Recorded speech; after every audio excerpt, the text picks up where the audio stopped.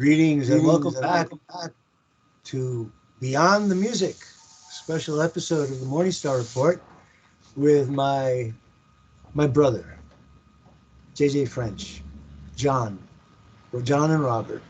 It's odd that those were growing up. My middle name was Robert John. So John and I have a kinship, and I have to say, and I'm happy to say, I feel a lot of brotherly love toward John. We've known each other so long. We've influenced each other's lives. We've enriched each other's lives. And I'm so proud to have him on the program today to share this retrospective and discuss what a wonderful life we've had living on the West Side. It's interesting, when John and I got together for the November program on Beyond the Music, the JJ French Connection, he said to me, "Hey, Robert, do you remember we were all of all different ethnicities and of all different religions, and we never talked about religion. We never mentioned the damn thing." And that's true. And that made for a very, very positive and happy friendship and relationship. But everything's been twisted around in the wrong direction because, things twist to the right and things twist to the left. And we've been twisted to the wrong by politics and so-called sociologists. So I'd like to start by turning to Peter Basulka and asking him, do you have a question or a comment for John before we go on, as I prepare another song? Well, I think it's one of the greatest things to be in the world, to be a musician that could have an audience of human beings that are filled up with trauma and misery, and that you can transcend them in one session into this place of blissfulness and happiness and joy. And, I wish I had that talent, and it must be an incredible feeling, almost like shamanism. I'm a guy that likes to make a difference for people. And I think that people like you, John, make a huge difference on the planet because, the common guy is miserable. He's just stuck in all of his problems and trauma, and he's not getting the help he needs. But then he comes to a rock concert and he leaves and he's like, "Man, that was awesome. Life's awesome. Why can't it always be like that?" So it's more than rock and roll. It's shamanism. It's it's Christ. It's awesome. Yeah, it's Christ and the devil. It depends, because music, as you've just expressed it, and the way John has practiced it, music used to be psychotherapy, and now music has been turned in the wrong direction. Music is psychopathy. Psychopathy. Some of the lyrics that I hear from rappers and the hypnotic beat imprinting really self-destructive memes, especially in our brothers in the African American community, it's a real tragedy. And I was told that in around 2012, a decision was made by the powers that be in the music industry that there was no longer going to be the love, romance, Michael Jackson, all of that. As a matter of fact, Michael Jackson is suspected he was killed because of a contract dispute with Sony Records. And I'll never forget hearing Michael Jackson say, "Tommy Mottola is the devil." John, do you want to comment on this? Well, I have a lot to say about it. I do. Well, I have a lot to say. First of all, let's go back to the 50s when black music was banned from radio all around the country, and they had race records and black radio stations, and if you listen to rock and roll, you were listening to the devil's music. It was banned everywhere. I had Pat Boone on my show recently, and he was the focus of the Little Richard documentary, and he was talking about the fact that that radio stations wouldn't play Little Richard songs because they felt that they were, like making little white girls want to have sex with black men. This goes back to the 50s. And so, he was covering Little Richard songs, and then he got bad rap and by a lot of people said, oh, you're taking advantage of, African American people. And he really wasn't. He was making rock and roll records. And he pointed out correctly that he would get calls from Little Richard and Chuck Berry and these other artists say, thank you for doing this because we're making our music publishing money because we can't get our records played on this station. So the fear of government-controlled music goes way, way back. Look, the first song that was ever banned on radio was Louie Louie. Remember the song Louie Louie, Louie Louie? Well, that was the number one song of 1963, and it was banned on almost every radio station because they said that it had to do with sex somewhere on a ship someplace, but they couldn't figure it out. They tried. They banned the song. They researched it. They investigated it. They spent 3 years. The FBI was raiding radio stations. So let's talk about how that goes. Then look at the Beatles records. Beatles were banned down in South because the Beatles refused to play venues in which black people weren't allowed in. And they made a statement, a political statement, saying we don't believe in racism. And then their records were hailed as the devil's music when John Lennon said they were more popular than Christ. Then everybody was burning Beatles records. And then this went on and on through the 60s. There was all the controversy that Janis Joplin was murdered, that Jimi Hendrix was murdered, that Brian Jones was murdered, that Jim Morrison was murdered because they were destroying the moral fabric of the American youth in Woodstock and, the Grateful Dead. And this is the devil music. And this happened all over again. This again happened. And then in the 80s, when Twisted Sister was successful, the same thing happened. MTV came on with our videos and everybody was accused of destroying American popular music. And they dragged my singer in front of Washington. So let me be clear about this. The history of this goes back a long time. And we were victims of the same kind of reverse ignorance and stupidity. They accused us of destroying American popular music and destroying the youth and the morality of the fabric of America because they said our videos were so horrible and disgusting and despicable. Here's the funny thing, Robert. Back when Chuck Berry was banned because he was like a wild black man playing rock and roll, someone had said, think about this. When John McCain ran for president, his theme song was Johnny Be Good by Chuck Berry. A white Republican was using a black man's rock and roll song, which 50 years earlier was considered the devil's music. And here we've evolved as a society. I can't tell you that there are lyrics in some songs, whether it's heavy metal, whether it's rap, that are despicable and antithetical to how I feel. I can't tell because there's plenty of songs that are like that. Personally, I find them, I don't get it. I just don't get it. The problem I have is that we've been accused of the exact same thing and we were banned. They passed laws to keep Twisted Sister out of cities in the South. Back in the 80s, we were harassed by police, followed all over the country by cops. We had guns aimed at us by state troopers. We were harassed. My singer was arrested for obscenity. And it's the same crap that happens over and over again. And here's the really weird part about it. After enough years go by, it's no longer shocking, right? It's no longer shocking. So here we are. My singer has to go testify in Washington. My singer, by the way, doesn't drink, doesn't smoke, married to his wife, probably straighter than half the politicians who are accusing him of destroying the moral fabric of America, who are probably alcoholics, doing blow and screwing their secretaries, all right, and their staff members. And they're accusing us of being this disgusting, despicable, devil-worshipping bunch of, of anti-American lunatics. Mm-hmm. And then in 2003, we do a tour on behalf of the United States government for our troops in South Korea. Okay, and we're playing in South Korea. And here I have all these generals fighting over photo ops with Twisted Sister. Like, I want them. I want to be in the picture with these guys. But 30 years before that, we're being accused of destroying the fabric of America. So my point being is that it's a history. America has had a history of this kind of stuff.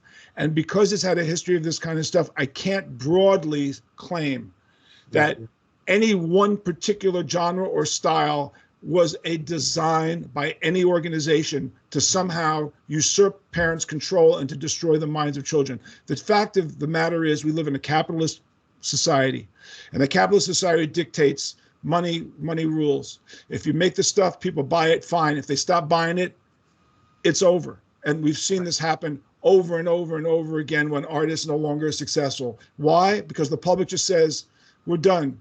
I'm sick of it. It's not because it's banned. It's just because I'm sick of it. I've had it. That, I think, is much more a reflection of capitalism and the ability of making money if you're popular. Also, I want to say this too, because they passed laws to keep us out of certain cities in the South, the laws were so stupid.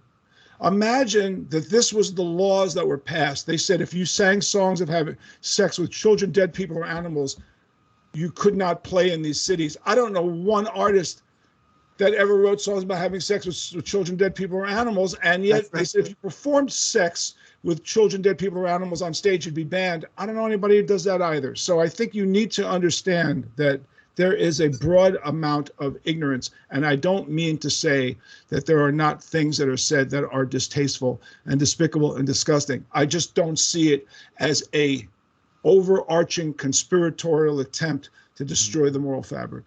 Well, I do, as far as social engineering, I do see it because I find it abhorrent that there's so much rap music deals with killing cops, calling them pigs, calling women hoes.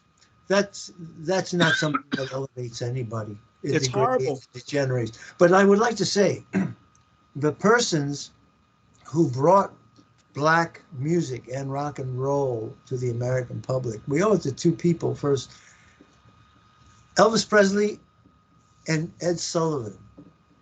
The Elvis Presley performance live on Ed Sullivan, where they notoriously they kept the camera on his chest and above because they didn't want to show the gyrations of his hips and his legs as he danced. And the other thing I'd like to say is I love Chuck Berry. I saw Chuck Berry perform, and I'm very happy to say that Chuck Berry and I share a birthday, October 18th. Both of us were born on October 18th, and he's a memorable character and a wonderful performer. Back to you, John. Thank you. But Robert, I think you'd understand. I think you would agree with me that the fear of this music from the 50s was totally unfounded and ridiculous. Of course, but that it was part of the extension of the institutionalized segregation and overzealous fundamentalists in the South. Yeah. So the Pope banned the Beatles. I remember the Pope banned the Beatles when they came out with "I Want to Hold Your Hand," because that was too sexual for the Pope. Right? Exactly. Exactly. And so we were harassed because people said we're not going to take it, or a song that we wrote called Under the Blade was a violent song. Under the Blade was describing a surgical procedure, having a tonsillectomy with my guitar player. But because of some overzealous politician decided to make more of it than they should have, and that caused a crisis. So that's my problem. Look, I don't have a problem with saying if the stuff is disgusting, don't listen to it. But the fact is, people buy it, and that's part of capitalism. And unfortunately, that's the entertainment industry. That's what happens in the entertainment industry.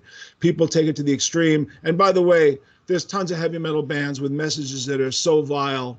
And more than metal, I don't know if you're aware of the subgenres of heavy metal, Robert. Do you know about black metal and death metal? Do you know about all this stuff? Yeah, I have. I've seen some of that. I've been exposed to some of that. Yes, I do. So if you talk to musicians that play death metal and black metal music, they'll tell you it's a cartoon. Mm-hmm. And all they're doing is they're verbalizing a cartoon. And I guess we have freedom of speech and you have it, but it's just as vile, and I can't listen to it either. I don't listen to any of that stuff. I find it horrible. I remember they were trying to ban our records, right? They wanted to put warning signs on our records. And I remember, remember an artist named Uncle Kracker? I don't know if you guys remember an artist named Uncle Kracker, but he had a pop. Do you remember he had a pop song? Stay with me, it'll be all right. I want to kiss you, like a really sweet. Oh, cute. Yes, I remember the song, but I don't remember the name. It was a really nice song, and my daughter loved the song, and so I asked my record label to send me the CD, which they did, but they sent me the unedited, X-rated CD, and the next track started out with the most vile, misogynistic, crap you ever heard in your life. And I was sitting in my room with my daughter on my lap, singing the song, drinking coffee. The song ends, and then he starts this obscene rant, and I drive through the coffee in the air, and I put my hands on my daughter's ears, and I go, "Who sells this crap?" and it was my record. Yeah. So, Hey, John, you reminded me of something when you were talking about the acetate and the first tapes.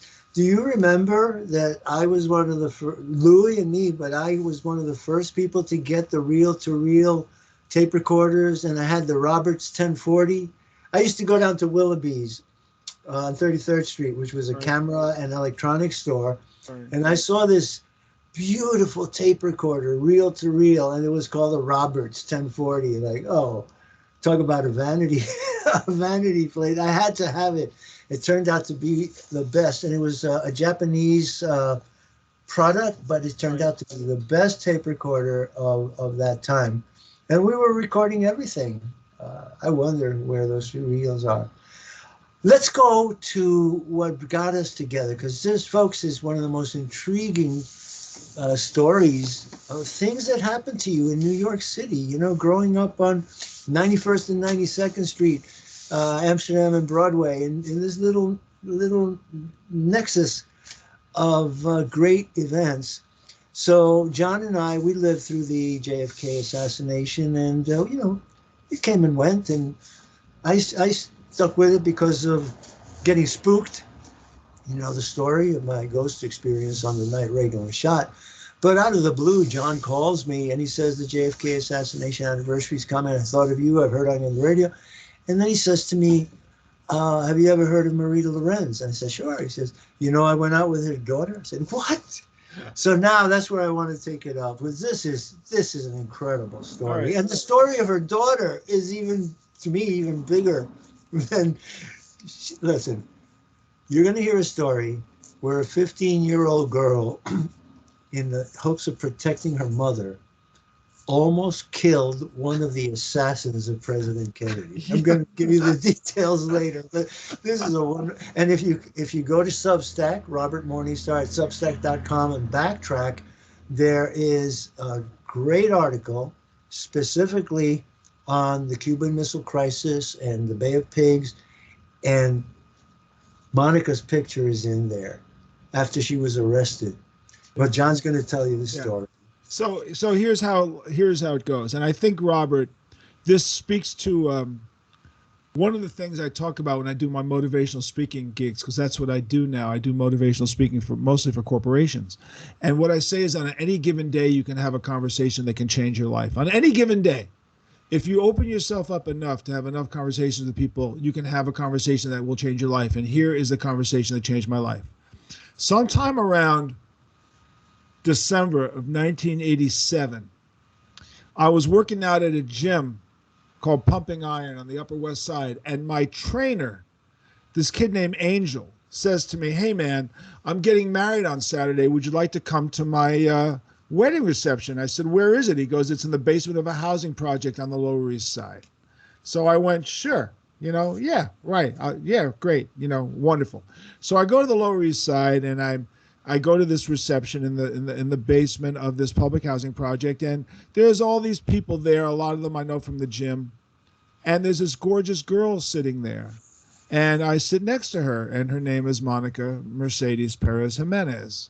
Monica. So I introduce myself. Hi. She recognizes me. "Oh yeah, you guy at the gym. You're in that band Twisted Sister." I said, "Yeah."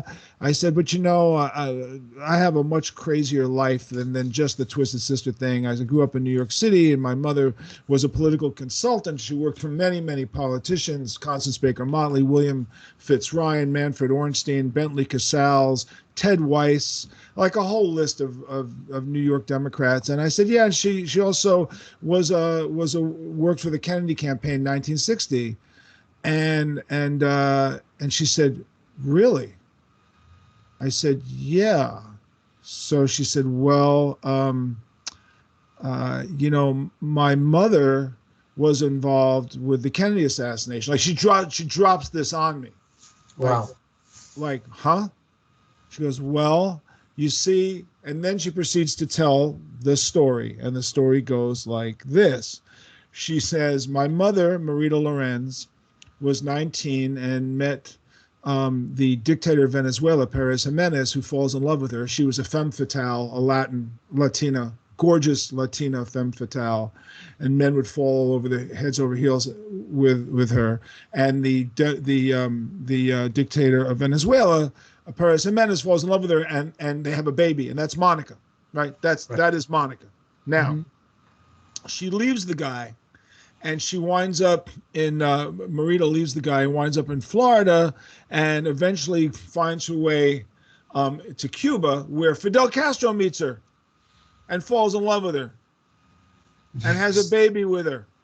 Wow. Okay, now she's had a baby with two super famous historical figures. Okay, she winds up back in Florida, and she leaves the baby behind in Cuba, and she joins the CIA. And basically her contact mentor is Frank Sturgis, one of the Watergate burglars who's also involved in the assassination. But, he's he's basically her contact in the CIA. And after the Bay of Pigs invasion was a fiasco, as many of you know, 25 attempts were made on Fidel Castro's life as a payback for what they did to the CIA agents who died in the Bay of Pigs. And the CIA agents, of course, were very pissed off at the Kennedys because they were put at risk because of the Bay of Pigs operation to somehow take back Cuba from Fidel. So she's told by Frank Sturgis that Fidel killed their son. And that was the motivation for her to go back to Cuba and to kill Fidel Castro. And now, mind you, Robert, this conversation is happening in between slices of wedding cake Yes. and coffee in the basement of a housing project on the Lower East Side. Let's really get the context here. Right. It's kind of like, I can't believe what I'm hearing. I can't. And by the way, she's telling me this stuff, and I'm also thinking of you, by the way. Just so you know, I don't know. It's just like, oh boy. Okay. So anyway.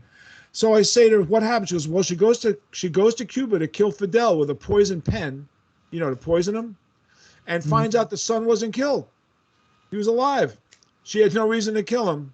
So she goes back to Cuba and says, I didn't kill him because there's no reason to, because you lied to me. And he goes, well, okay, but listen, I need you to be in Dallas on November 21st, 1963. I need you to be there for an operation. She goes, what operation? He goes, well, I can't really tell you the specifics of it. I just need you to be there as a cover for me. So she says, okay, all right. So she goes to Dallas, and of course, she's there in a car the day before the assassination, purportedly, with Officer Tippit and Jack Ruby, tying these people together. He's one of the only people to actually tie these two together, because no one's tied these two very important historical people together. Jack Ruby being the person that killed Lee Harvey Oswald, and Officer Tippit being the officer that theoretically was killed by Lee Harvey Oswald outside the theater.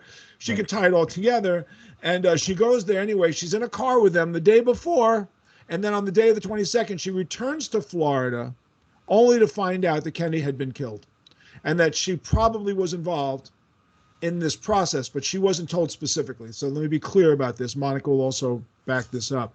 She wasn't told that this was the reason why she was there, but obviously the reason why she was there was because they wanted a woman in the car with them so that if they were driving around, they wouldn't look suspicious. 5 guys in a car, right? 5 guys, like Watergate burglars type, CIA, Hispanic looking, whatever. So she was their cover. So she goes back to Florida. She finds out about the assassination. Now, fast forward, 1977. You all know about the congressional hearings on the assassination of JFK. Yes. At this point, Monica is 15 years old. And Frank Sturgis finds out that her mother is going to testify in Washington to this fact. And he calls the house and he says to Marita Lorenz, Monica's mom, you can't go because I'll kill you. If you go, I will have to kill you. Monica hears this, freaks out, and decides if Frank Sturgis is going to come to the house, she's going to kill Frank Sturgis before Frank Sturgis kills her mother. Now, this is all documented.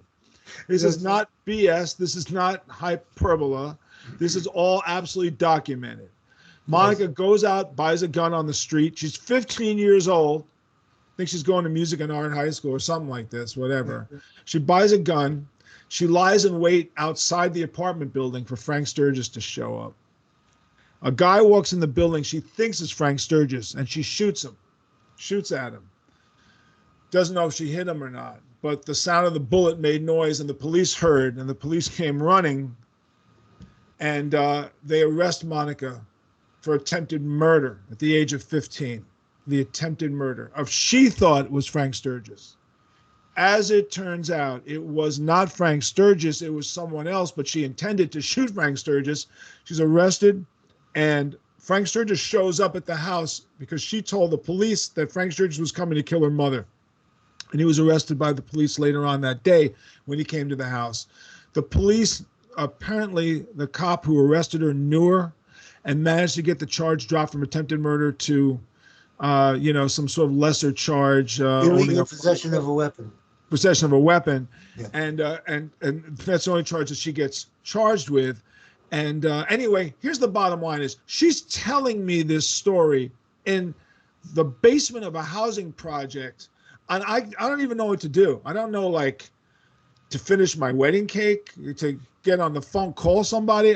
I'm like, I look at her and I go, for real, your father's the dictator of Venezuela. Your half-brother is Fidel Castro's son. You get arrested for the attempted murder of Frank Sturgis. And your mother, Marita Lorenz, was involved in the CIA plot to kill Kennedy. She goes, yeah. And I went, oh, okay. Let's start dating. So, what else she's unbelievably gorgeous. She's beautiful, like stunning. So the first night I'm at her house, I'm sleeping, and I put my hand under her bed, and I pull out a freaking knife, a dagger, like huge knife under her bed. I go, what's this for? She goes, oh, in case someone tries to attack me, I always had to be prepared. I'm thinking, oh my God. Okay, so she says to me, you want to meet my mom? I go, yeah. I want to meet your mother. So she takes me to meet Marita Lorenz. She takes me to a tenement in Long Island City, Queens. We get out of the train. She says to me, my mother likes beer. Buy her a 6-pack of beer, and she drinks it through a straw. And bring a straw with you. Mm-hmm. And I remember walking up the stairs of this tenement building with a 6-pack of beer and a straw to meet the mother of Monica Mercedes, who was an ex-CIA agent, thinking this just can't get any freaking weirder. And there's Marita, and I get into the apartment, and Robert, out of a movie set, the apartment is covered in news items about Marita's whole history, her life, her marriages, her relationship with Fidel, her relationship with Perez Jimenez. I saw the front page of the Daily News, the photo of Monica taken, the 15-year-old girl who attempted to kill Frank Sturgis. It's all there. It's all plastered all over the room like some sort of a movie set. Room is dark. I found it. It's in my article. Folks, you have to read this article, the JFK assassination and the Bay of Pigs in Cuba, on Robert Morningstar at Substack.com. I found the picture. The sweetest little girl in her graduation graduation cap. The square tile graduation cap, and it says 15-year-old arrested for illegal possession of a gun, and Frank Sturgis arrested. It's amazing. So please go on. I just had to. So we date for about 6 months, right? And then it just kind of fizzles out, and I lose track of Monica for for about another 6 months, and then I get a phone call from Monica saying she's in New York City in a hospital about to have an operation. Would I come and visit her? So I go to the hospital near Crazy Mansion. I forgot the name of it, but I go there to see Monica, and I'm not sure why she's having the operation, but she's really sick. And I walk into her hospital room, and there she is on the hospital bed, and her mother Marita is standing next to Monica, and so Monica and I talk a little bit. I said, "What's going on?" She goes, "I'm having, like, I don't know, female problems, whatever, Yeah. whatever."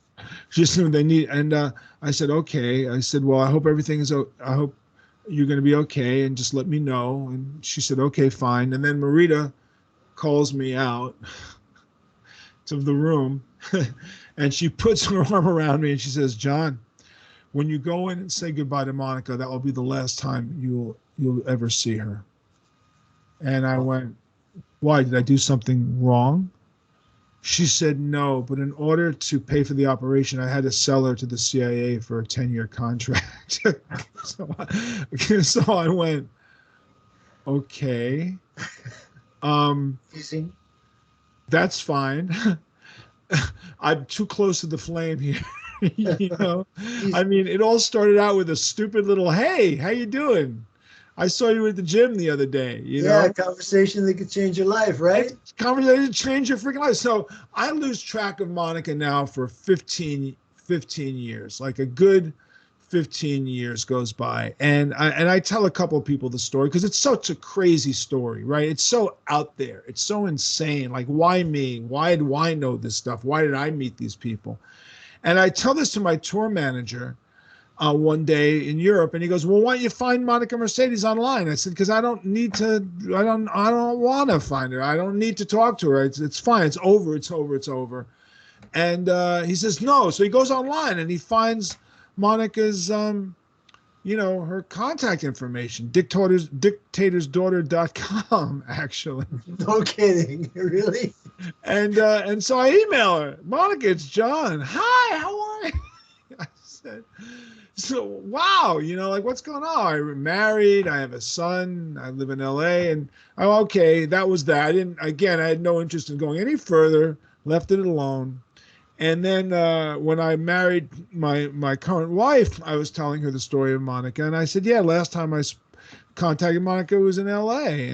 And she said, "Well, next time we're in LA, why don't you look her up?" I said, "Do you really want me to look up an ex-girlfriend?" She really wanted me. She goes, "Yeah, it'd be kind of cool." So I did. And she had moved out of the country and she moved back, and she came over to the hotel, and we had some drinks or whatever, and we became friends again. And really good friends, like, good friends. Her son works in Hollywood, and they're writing a screenplay on her mother's life. And so we became buddies. And so when the 60th anniversary came up, here was the two things I said to myself for my show. I got to get Robert Morningstar on my show, and I got to get Monica Mercedes on my show. Right. To tell their stories, because these are epic stories of life, of important episodes in life by two people who I happen to know well, and just know they have probably an incredible interest in knowing each other. Yes. And that's Robert, the story of Well, thank you, John. I think, man, you have filled in so many missing pieces. This story really knits the whole conspiracy together, because Frank Sturgis was there. I spoke to the man who took the fatal shot, James Files. He confessed on my program, and I asked him, "Was Frank Sturgis there?" And he said, "Yeah, Frank Sturgis was about 90 feet to my left." Uh-huh. And he was there. He was one of the shooters, though Files will never confess, because he's got that oath of never betraying a fellow mobster, assassin, or CIA agent. But it was the CIA, and Frank Sturgis was in the thick of it. He was in the Bay of Pigs, and when Kennedy refused air cover for that, which would make the United States look like a colonizer and aggressor, he said, "No, you guys planned this. You do it on your own. You're not going to have American Air Force covering you on the beach." Right. So that ultimately led to the plot to assassinate President Kennedy. But this story fills in so many things, especially the car ride with Tippett and Ruby in the same car. That really nails it. Yeah, and So that's what Marita, Marita said that to me, and I was like, wow, really? Like, look, if you get Monica on your show, she'll add more stuff to it. I'm sure. You'll she doesn't mind ever talking about it. And I even told her, that you need to talk to her. In fact, I thought you guys would run across each other because she was down in Dallas during some of those events. right, And you can ask her, but yeah, that was the part that really got to me was that, she said to me, yeah, that she could tie the two together, and I thought, wow, you're the only person that could say that, or the only person alive who could say it, or the only person who has said it, but maybe they right. should have killed you, or maybe they're going to kill me because I said it. I have no idea. But anyway, yeah. So Robert, these are cataclysmic events. These are important events, and here's an example of the circular nature of our relationship, you and me. Yeah. Okay, this is a perfect example of the circuitous and circular nature of staying close to people who you've known for many, many, many, many years, and you never know these conversations go, and that's a And I'm perfect. very grateful. I'm very grateful for this, John. We got together and we hadn't seen each other in what, 10 years, 15, Yeah. 20. But there is no time. It was just like yesterday when we got back together.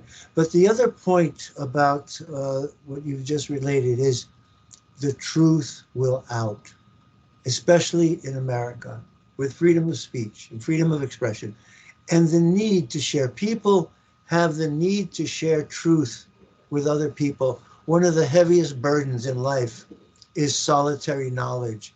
I've only gone through depression once in my life, a serious one, which was when I discovered that the Zapruder film was doctored and an optical illusion, and I was the only one who could explain it.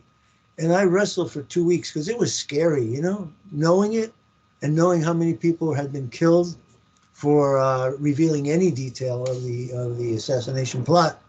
And here I am, and I've discovered like seven very, very unusual edits of the Zapruder film, and I have the background in psychology to understand how Gestalt psychology was reversed in the editing of the film to make it look organic, to Uh, make it look seamless, to make the car move 3 times faster than it actually did. It looks like it moved at 35 miles an hour and never stopped. And all these other really verified events from eyewitnesses have been deleted. So it's the greatest example of mass mind control the world has ever seen until 9/11 and the photoshopping. But it held it held it held the fort for the CIA for 30 years until I discovered it. The other interesting thing, John, is that I was given a premonition 2 years before. I was in Switzerland and I decided to fly around the Matterhorn because it had been a childhood dream since I was a kid and saw a science fiction movie called The Crawling Eye. And the only people who were safe from the crawling eye were the pilots who were out of reach. So on the night that I planned my flight, I had a dream that I was in an ice cave, and the angel of history took me through a walk through the ice cave and led me to a dead end. And he said, "Look, your people have gone down the wrong track of history and they have led you to the end of humanity. You have to go back and tell the people." So we went back through the cave, and when I came out, I was in a theater, and all the world was in this theater watching this movie. And when the curtain parted and the movie credits or title came on, it was called The Film That Fooled the World. And people were forced to watch this film by armed guards in the front of the theater who would shoot anybody who took his eyes off the film. But I devised a way of getting out of the theater and escaping. And as the saying is, the rest is history. Because I did, 2 years later, I found the film that fooled the world, and it is this Zapruder film. But now let's turn back to music. That was really, our conversation today is really historic, and it's adding to to history and accurate truth in history. And but now I'd like to get back. Perhaps Peter, do you have a comment or a question for John? And I can prepare a song. We can listen to another song. John sent me Peter, do you have a comment or a question? Actually, I don't. I'm just Okay. enjoying the. I really admire the fact that you guys have this friendship going on this long. I have three friends that I've had since childhood, and not as old as you guys. I'm about 52. And when I moved to Florida, they kind of like all wrote me off, like, "Oh, he's gone." They wouldn't even return my text, or anything. So I went back to New York and I like banged on all their front doors. I'm like, "Hey, what's going on?" And I don't know what that was about, but I like had to put myself back into their life, and I'm just committed to holding on to these three relationships as long as I can, because like John said, it's something special to have in your life. Yes, it is. Yes, it is. Well, Can I just say something, Peter? When you were talking about the feeling one gets when you're playing on stage and making people happy, like that, entertaining. You know what else too? That it's going to sound obvious when I say it, but there's a universal language in music. So it doesn't matter what country we play in, whether we're headlining in soccer stadiums in South America where the kids hardly speak any English whatsoever, or we're in Germany or Switzerland and Italy, France, South Korea, you name it. When you're sitting there entertaining these people and they're singing your songs, it's a universal language. And nothing is more beautiful than that. When some people say to me, is it boring, this and that? And I go, well, look, when you play a song, 6,000 times, it can get a little bit crazy. But the truth of the matter is, it's I'd rather be doing that than having to cook hamburgers for a living. I mean, the fact of the matter is, if I can stand in front of 100,000 people and sing, "We're not going to take it," and they're all singing back at me, "We're not going to take it," it feels pretty damn good. It feels really, really, really good. Although everything after a while gets a little bit done. I've done 9,000 performances. I've retired from live performance because I don't really have the Jones to need to do it anymore. I used to go to shows at the Fillmore East as a teenager and stand in front of my mirror at home with my guitar and pretend I was Jimi Hendrix and Jerry Garcia. We all went to the Fillmore East, man. Remember the gorilla seats?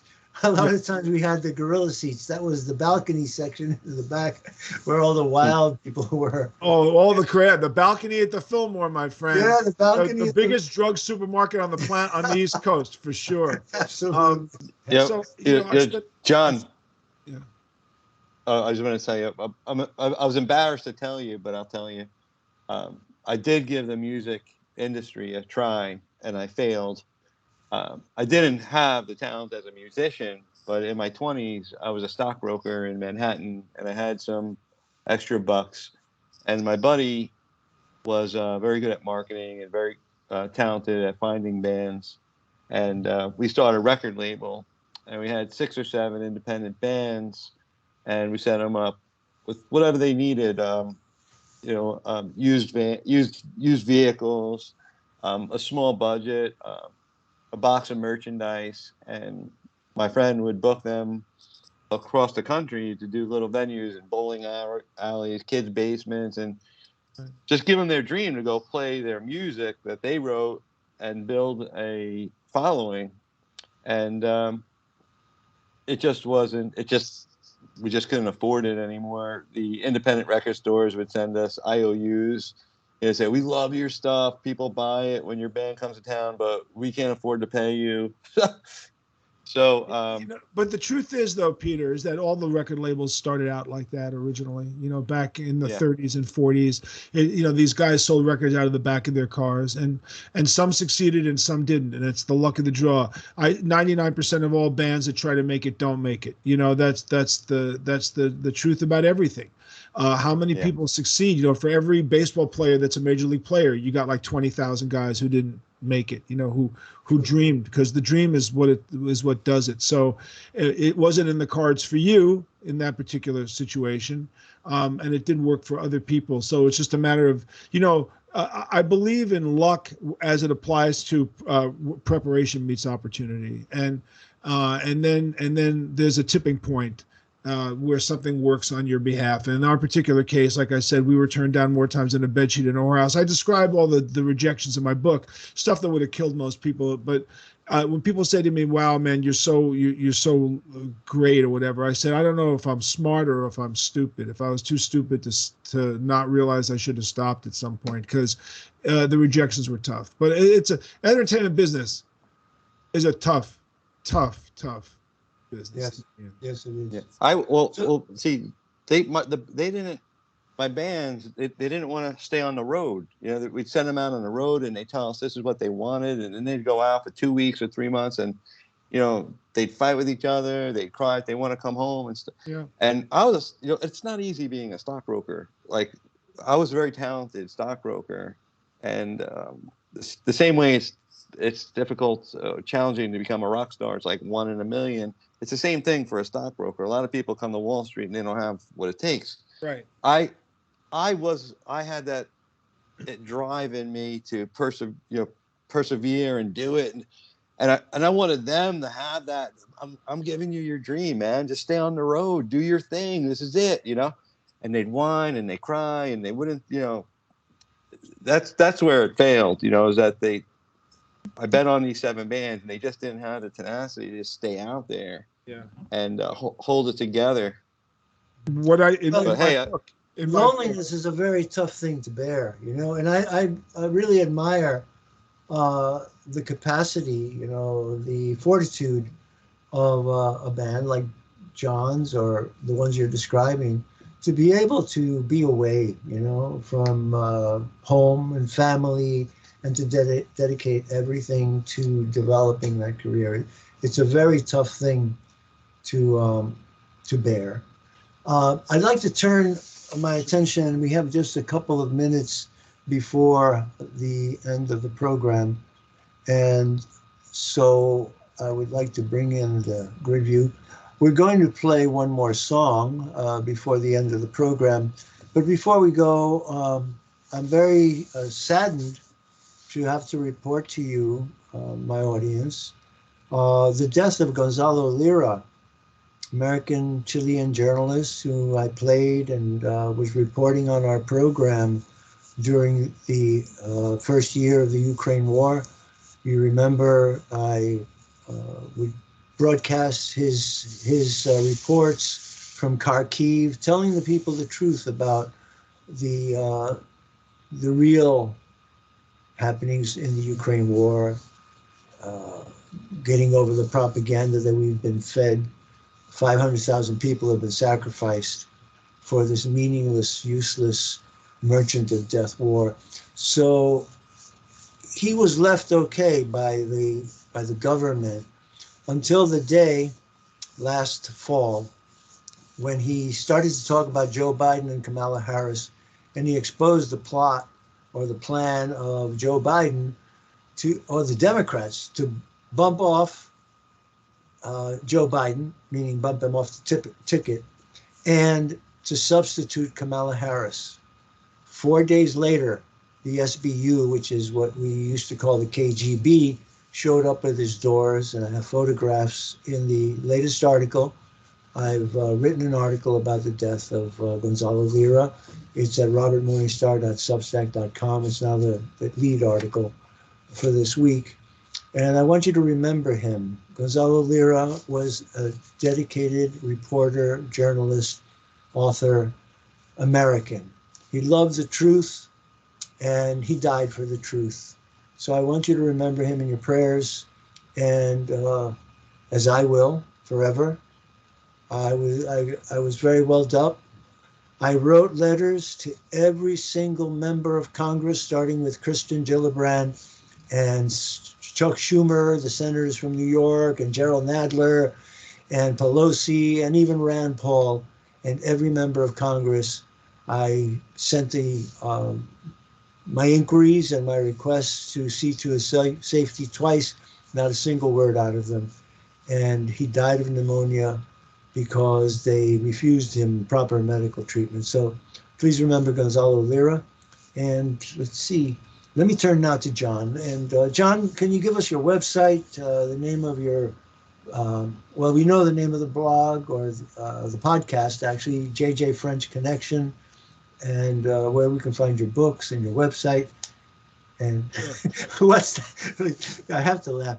What's the website for Monica? Dictatorsdaughter.com. I think Monica's is dictatorsdaughter.com, I believe. Yeah, that's very creative. I'm not going to forget that one. Yeah, I believe that's it. You can reach her that way. And Robert, I did send you her contact information.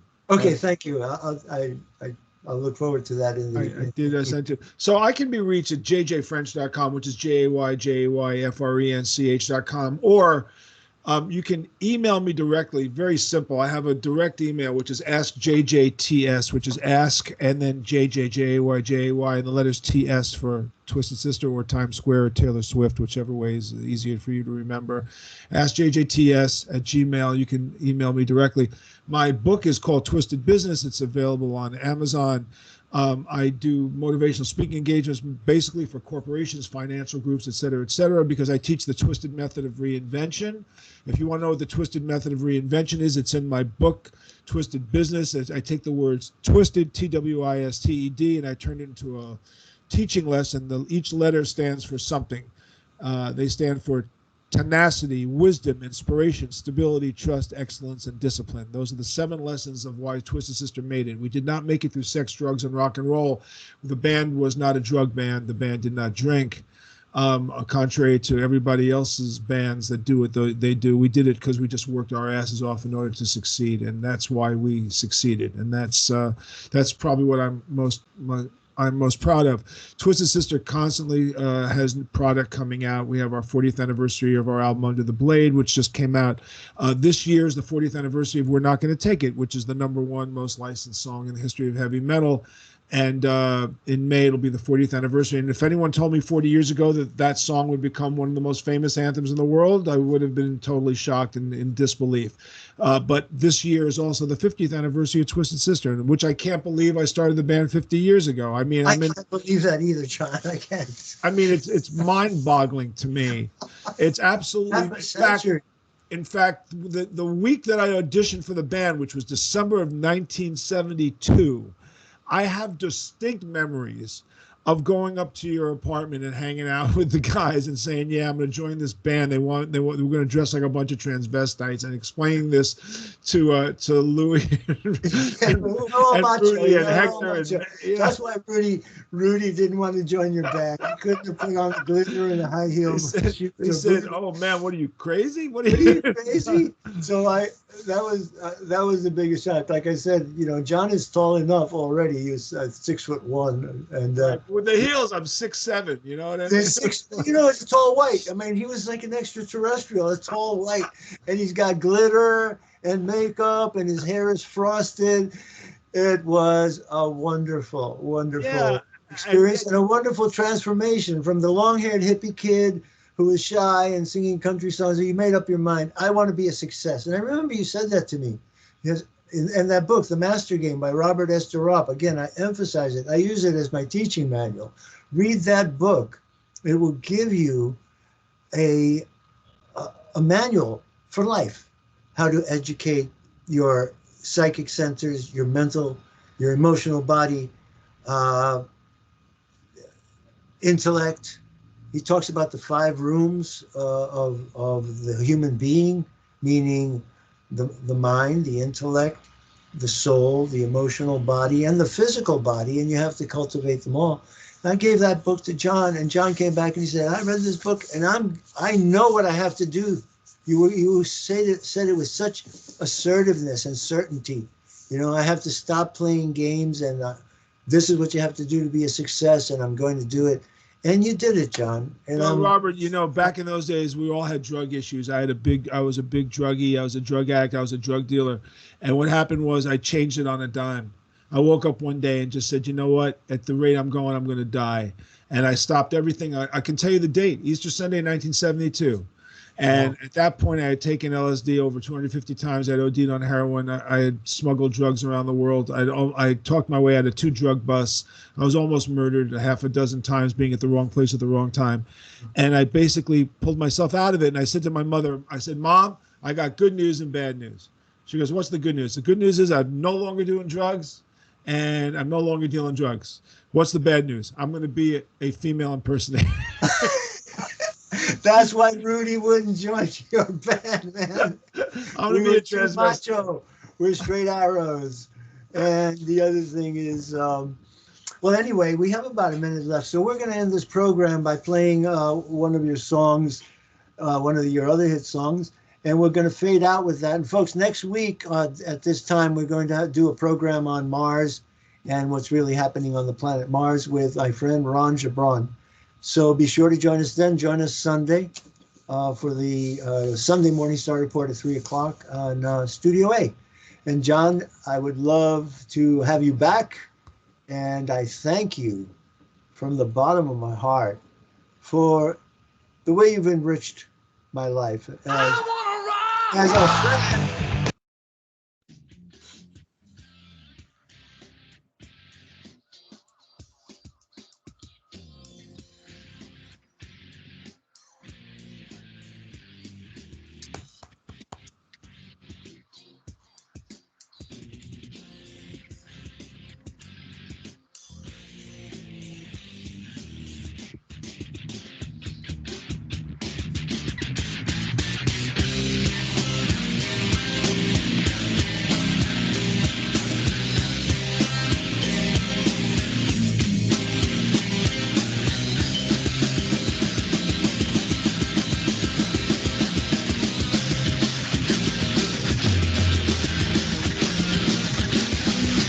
Thank you for listening to Revolution Radio.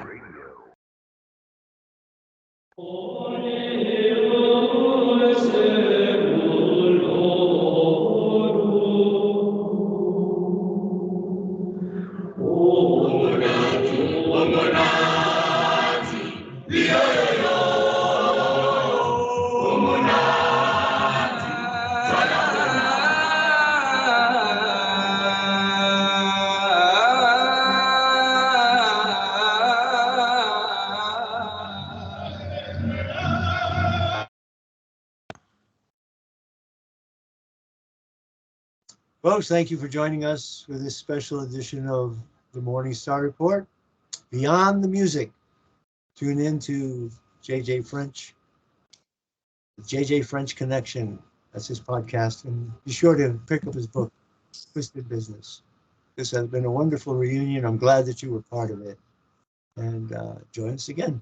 This is Robert Morningstar, Peter Basilka, and for JJ French, have a great evening. Have a great life. Good night. Great, Robert.